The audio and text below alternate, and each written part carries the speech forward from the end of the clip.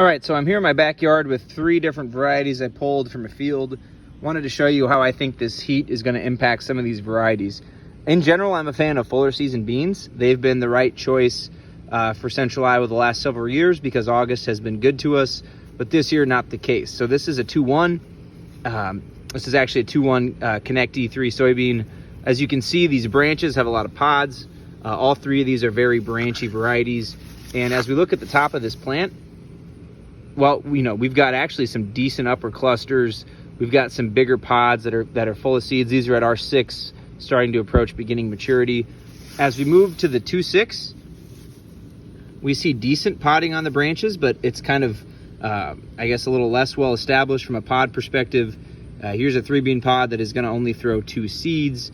You see that fairly commonly. This is probably more at R5, R4 to R5. As we look at the top of the plant, I would say decent pod clusters, but not as good as the earlier varieties. And we've got some pods that we just aren't going to keep. And overall, not nearly the same pod load, even though the seed size still looks good. And what's really got me concerned, jumping fuller season to a 3.0, is a lot of these branches are essentially probably going to end up barren. We've got some pods. These seeds have a long ways to go to fill, but as you look at the bottom part of this plant, there's really nothing. And as we move on up, we see a decent pod load on the main stem.